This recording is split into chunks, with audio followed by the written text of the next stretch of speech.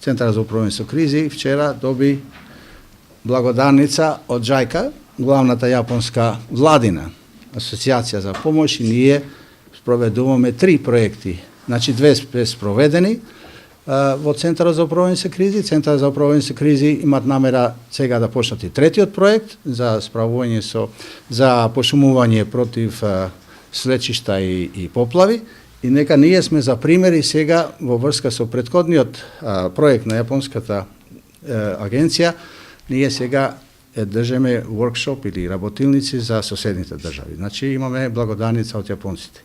Зошто кажувам јапонците? Вчера не бевте тука на свечаноста, но не можам да влијам на уредниците каде да ве испратат за господин Бојаровски, не ве испратат за ова, тоа е нивна политика. Да ви кажам дека тие јапонци беа тука во посета, јас вкупно имам директно како одговор на така наречениот или објавувањето. И ми имаме 220.000 денари годишно како центар за сите трошкови што се поврзани со така наречената репрезентација. Ние одржуваме седници на управувачки комитет, на главен штаб, и сето тоа што служиме тука спаѓа влегува во износот од 220.000 годишно во буџетот. Значи, ако јас сум обвинет дека сум потрошил 40.000 за еден ден, тоа значи дека имам 6 члена делегација од јапонците и ги почастив затоа што од нив имаме 3 проекти и 6 членови од Центарот за управление со кризи, и не беа 6 пати, него еден пат, но тоа беше евидентирано, затоа што со картица така се евидентира, како да е платено по 6 пати, зашто ограниченоста е 6.000 плаќање по картица. Значи, да бидеме многу јасни, еднаш сум потрошил толку за 6 члена јапонска делегација, заедно со 6 од Центарот за управление со кризи, и тоа мислим директен одговор. Второ, господинот се повикала на синдикатот. Тука имам представници на синдикатот, кои може директно да сведочат тука се присутни. Значи, дека никогаш, од кога сум јас директор, тука немало состанок на синдикатот или на подружницата ЦУК. Значи, човекот зборува, се повикува на тоа дека води синдикат, а никогаш синдикатот не имал тука состанок. Тоа е втората точка, што сакам да ја потенцирам. Трето е да потенцирам дека јас сакам да дискутирам со синдикатот, имам еден голем проблем да решавам во врска со неисплатаните обврски од страна на Министерство на финансии за покачување на плати и така натаму. Досега ни еднаш не дошле тука и јас во најскоро време ќе ги поканам членовите кои се 30 од 315 вработени на подружницата на синдикатот на кој се повикува господинот.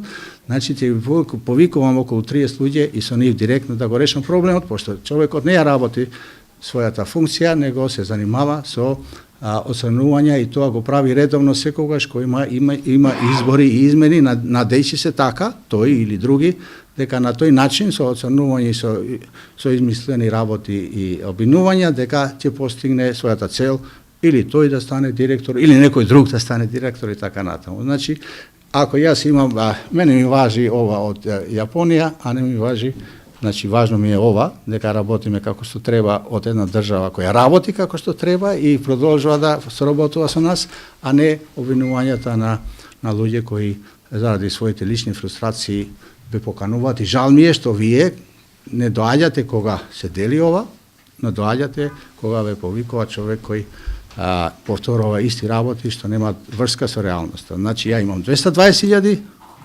буџет, еднаш сум бил во ресторан со 6 члена делегација и сите тие пари се трошат во главном тука за кафе и пијалоси и вода што се служи на членовите на главниот штаб. Со сега има седница, ја прекинав заради вас, на главниот штаб, ќе продолжам пак, и за управувачки комитет и групата за процена, која во вторник ќе имаме состанок дали да ја продолжиме кризната состојба во јужната и северната граница. Ви благодарам. Господине Бојаровски обвинува дека неуспехот на ЦУК да се справи со дел од кризите како што се поплави и пожари се доложи на непрофесионалните кадри по институцијата. Каков е вашиот став за ова? Дали во врвот на ЦУК се вработени професионални кадри? Ја мислам дека ова е одговор на тоа.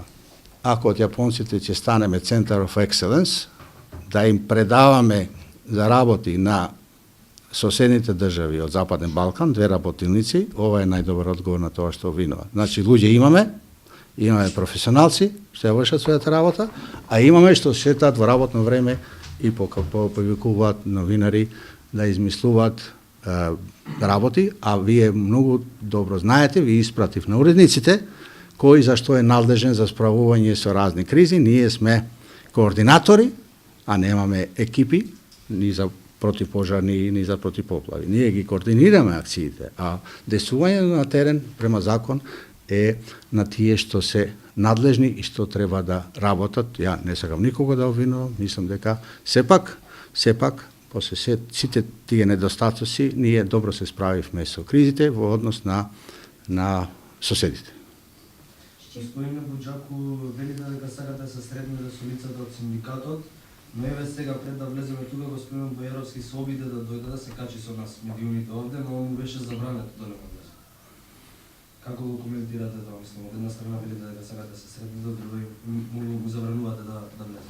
Не, тој настапува во лично име. Ако сака во лично име, не ме покани надвор да се сретнеме со него. Синдикатот е тука, 30 луѓе се тука и со нив ќе дискутираме за важните работи што се однесува на работничките права и на тоа што јас се залагам да се ми исплати она што не е исплатено од покачувањето на плата према законот од 2006 година. Тоа ми е горшлив проблем со синдикатите, не глупи обвинувања дали сум трошил толку и толку луѓе, колку пати сум бил во ресторан. Ако сака да разговара за тоа, секогаш е добре дојден заедно со членовите на синдикатот, после салата тука, еве тука се луѓето, со нив ќе се видам. А за такви работи ја немам време, сега морам да одам главен штаб да се занимавам со фрустрации лични на секој.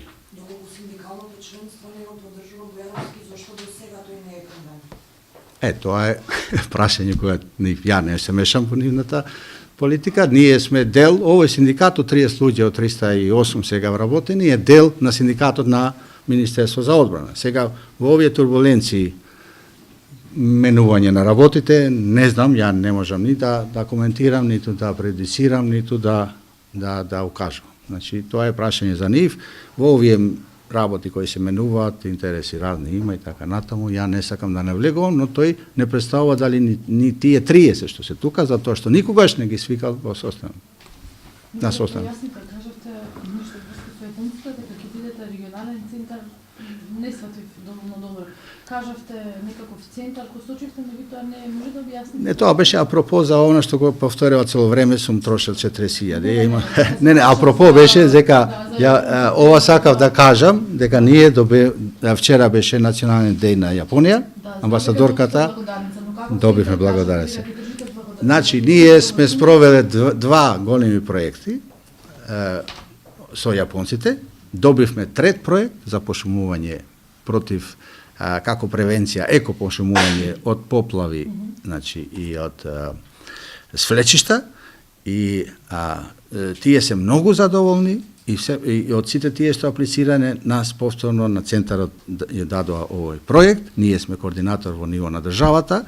Во проектот се вклучени и Македонски шуми и Министерство за земјоделство и шумарство, значи ние сме координатори. Да сме такви како што вика, да немаме кадри тука и способни луѓе, не би го добили тоа. Значи сме го добили затоа што сме го заслужили. А што значи Center of Excellence?